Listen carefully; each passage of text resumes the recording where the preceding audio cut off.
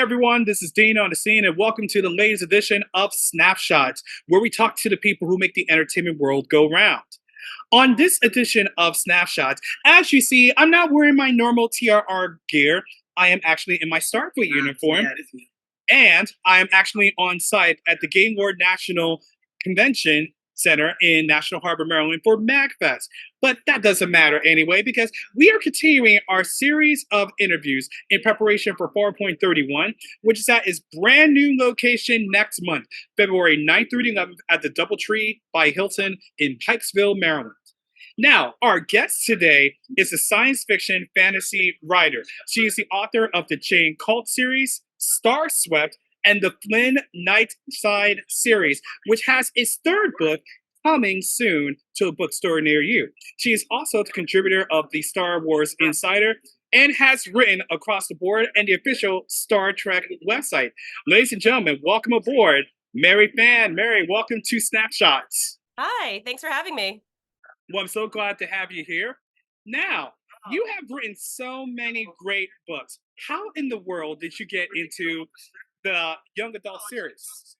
Um, I actually started writing young adult as an actual adult. I didn't actually read much young adult when I was a young adult, and I think that's just because of the way they teach English in high school. So I was sort of led to believe, oh, if you're a real reader, you have to read Charles Dickens and William Shakespeare, and don't read those teenager books. They're for unintelligent people, which after I got out of school, got out of that environment, I was like, oh, that is nonsense. And of course, there was also a YA boom around I feel like circa 2010 or so when we had the Hunger Games books, the Twilight books, for if that's your thing.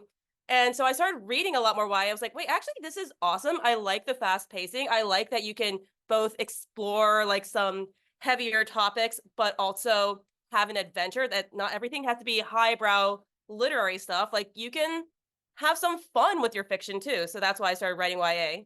Well, that is sensational. So let's walk back to the very first novel you have written. What led to it, and talk to about the inspiration of writing it?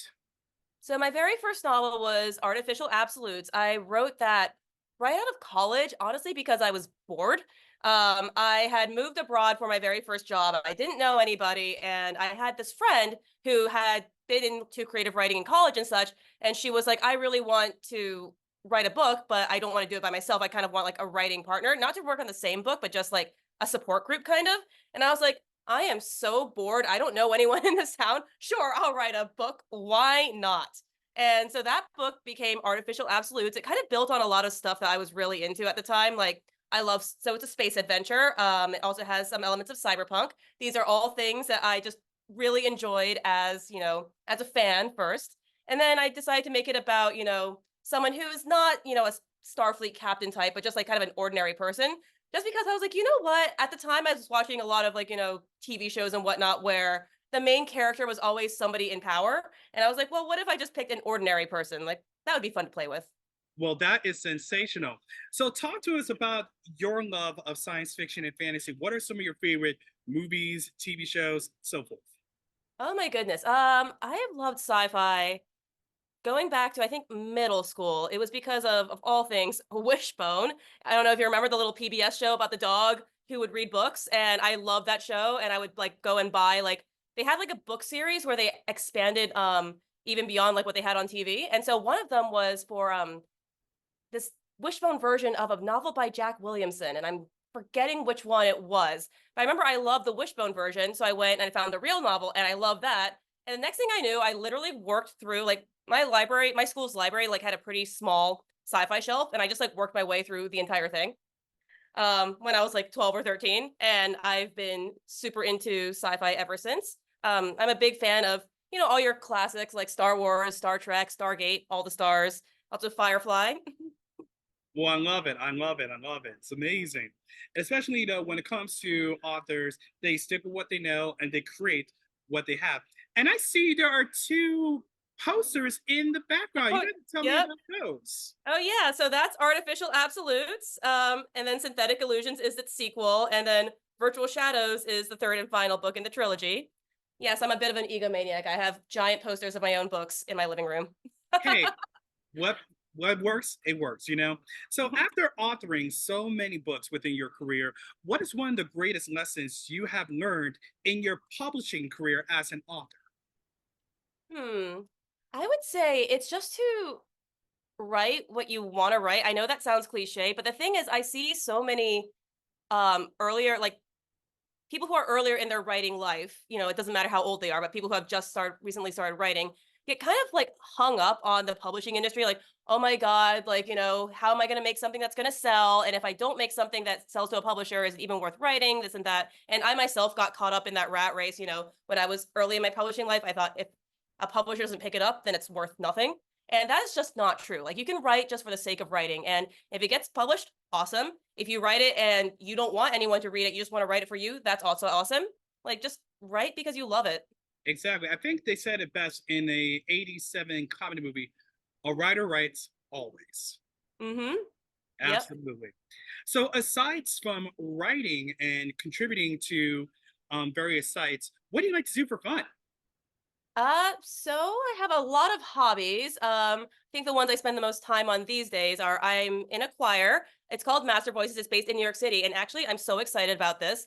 They are putting on, so you know how they do these movies where they strip out the music and then they have a live orchestra. Yes. So they're doing that for Lord of the Rings at Radio City Music Hall, and we are the choir. So I will get to sing Lord of the Rings next month. I'm so excited for that. So, how long have you been singing?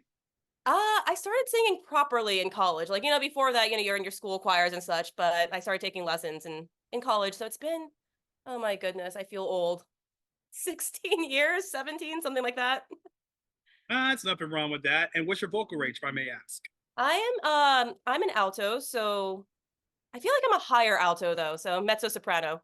Okay. Yeah, I'm a tenor myself, so I can understand the Nice. choirs and chorus. Awesome. So, in your characters, of all your characters, if you can have any superpower from any of your characters, what would you have and why? That's a hard one because I feel like I always give my characters traits I wish I had. I'll take like one of these hobbies and I'll be like, if I were really, really, really good at it, this is what it would be like, and give it to my characters. So I'm like, oh, that's really tough. Well, I'm currently working on the third and final book in the Flynn series where there's this girl, Aurelia. She's like a super combat expert. Like, she can do it all. Like, she can do, hand in hand. She's got swords. She can do bow and arrows. So right now I'm like, yeah, I'm kind of jealous of this character. Hey, nothing wrong with that, you know? Hmm. So let's talk about the Flynn Night Sider series. You have completed books one and two. You're currently working on the third one. I want you to talk with people who don't or haven't read the books. Tell us what Flynn Night Sider is all about. So the series takes place in a dark future where monsters have overrun the earth, and those with magic have set up this totalitarian government. They say basically you have to live in our protected cities or you're going to get eaten by the monsters. And by the way, we're in charge. And if you don't have magic, screw you, you're at the bottom of society. So it's pretty dystopian. I remember it kind of the idea for it kind of came out of a joke. It was back in 2012 or so when the final Harry Potter movies were coming out around the same time as the Hunger Games movies. And I was like, these are two of the biggest properties in the world. What if you smash them together? So I was like, all right, let's take the dark magic from the later Harry Potter books and then the dystopian aspect of the Hunger Games and smash them together. And so the title character, Flynn, he is this 16-year-old kid who's at like the bottom of society. Like, he has no magic, no special abilities, nothing. He's just like trudging through life, trying to like, make it day to day. But he's getting like pretty angry about this world around him. So of course he goes off and joins a rebellion. And that's where he meets Aurelia, the character I was talking about, who can like do all the cool combat stuff that I'm jealous of. That is sensational. A Hunger Games combined with the last two books of Harry Potter. I can Yep. definitely see that in a series, and I definitely cannot wait to read it. So, how close are you to completing your third book, the last in the trilogy? I am about halfway through the first draft. I am hoping to have it out later this year because these are independently published. I can go on like a faster timeline than if it had to go through like the creaky old machinery of New York publishing. So yeah, I'm actually going to be working on it when we get off this interview. Sensational. A writer is always busy, as they always say. Mm-hmm. So, what are you looking forward to when it comes to Farpoint 31? And how many Farpoints have you attended so far? Oh my goodness. I think my first far point was it 2014? See, this is how I feel, you're old, is when it's like you start thinking of things in terms of like what year it was and you start getting your years mixed up. But I'm pretty sure it was 2014. That was my first far point. And I think I've been to pretty much all of them since. I missed 2017, I remember, because I was on vacation. And then, Right. of course, there was the pandemic ones that didn't really happen. Yep. So, yeah, I've been coming pretty consistently. And I'm mostly just looking forward to, when you've been coming to a con for, oh my God, like 10 years, you just get to know a lot of the people there and you don't really get to see them that much outside of the con. So I'm just really looking forward to seeing people again. Tell me about it. I mean, this marks my 30th year going to conventions. Nice. And Farpoint, my first one was 1998. So 25 years I've been going to Farpoint in between those years. Wait, so were you there for the year that they got snowed in? Unfortunately, yes, I was there for some. You just had to bring. Oh my gosh! Wow, yes, I was there for Snow Point. Okay, for those who do not know, there was this one year. I think it was 2002 or 2003. I want to say 2003, where we arrived there on a Friday. We didn't get out to Tuesday. The A10 machine started running out of money within Sunday, and I see a crazy side of fandom that I can never itch out of my mind, even with razors at this point. But overall, it was so much fun. But it's like, I thank goodness it has never happened since, and I don't think it ever will. I remember one of my friends, one of my fellow fandom family members, actually has a shovel, and since then, he has had every person who has gone to Farpoint as a guest signed I've that seen the shovel. shovel. I've seen the shovel, the legendary shovel. Oh, Awesome. Peter David put together an anthology inspired by that incident. It's Yeah. called The Fans Are Buried Tales. Absolutely. Good old Peter. I love him. I love him. So, what advice would you have for anyone who wants to get into the world of writing, whether it's through young adult or science fiction or fantasy or whatever books or fantasy? What advice would you give them? Let it suck.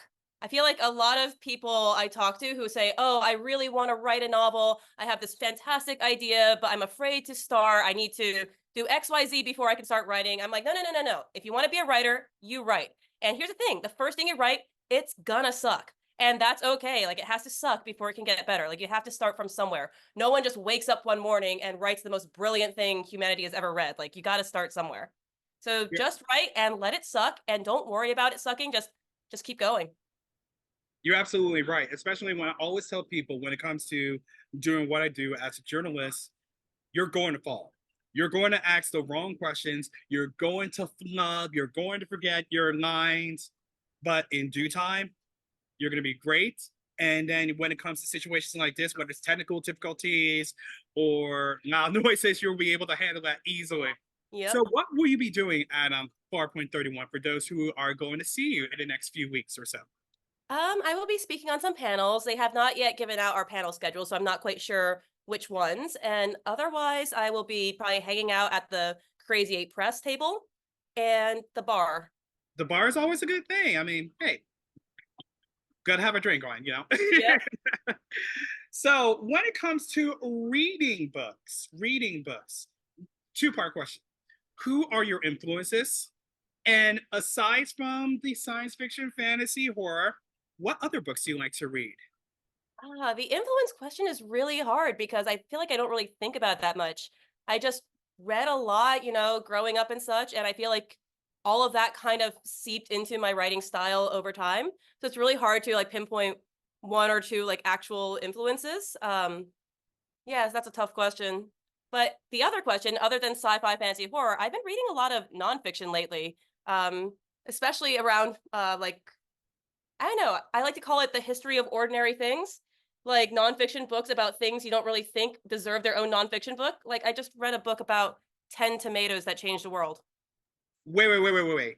10 tomatoes that changed the world. Okay, you got to give me more about this. I'm curious. I mean, so the title was a bit of an exaggeration, but it was more of like just a history of the tomato and, where it came from and, how it like played into certain parts of history. And, you don't think about that. Like, you probably have tomatoes every day, like, on pizza and ketchup, etc. Where did this thing come from? And the answer, like, I always just assumed it was from Italy. No, it's from America. Really? Yeah, yeah. America. Prior to I think prior to what, the 1800s or so, Italians didn't really use many tomatoes in cooking. Like they kind of discovered it when they discovered America, and it was a novelty thing. Like you didn't eat it, you put it on display. Like look at this exotic thing from America. And it wasn't until like hundreds of years later that they started cooking with it. And now you always think Italy, you think, oh, tomatoes. Now, I just learned something today. I did not know tomatoes come from America. Interesting, interesting. And the word tomato comes from an Aztec word, Oh, tomato. So yeah, it's like that kind of like weird, like, oh, I wouldn't think that this deserves a book, but actually that's really interesting. I've been really into those kinds of books lately. nice. Yeah, the books I've been into recently, I'm still reading the autobiography of Benjamin Sisko, Nice. and I'm also getting through Getting Lee's autobiography as well. Ooh, Yes, cool. I love Rush, and to see Getting Lee do this book tour with Eric McCormick for our stop at National Harbor, actually not too far from here at the MGM National Harbor, was sensational. Oh, that's exciting. Thank you. Now, the big question, where can people find you on social media if they want to buy your books, want to know your next convention appearance, and so So my website is very easy. It's just maryfan.com. I claimed it from all the other Mary fans out there. And from there, you can find links to all of my books and my social medias. awesome. Well, that's sensational. Mary, it has been an honor. Thank you for talking with us. Thank you very much, Mary Fan. It has been a great pleasure. Thank you so much. Thank you. This is Dean on the scene for the Rogers Review. And if you like this interview and want to see more, go to our website, therogersreview.com. Like us on Facebook and follow us on Instagram and Twitter.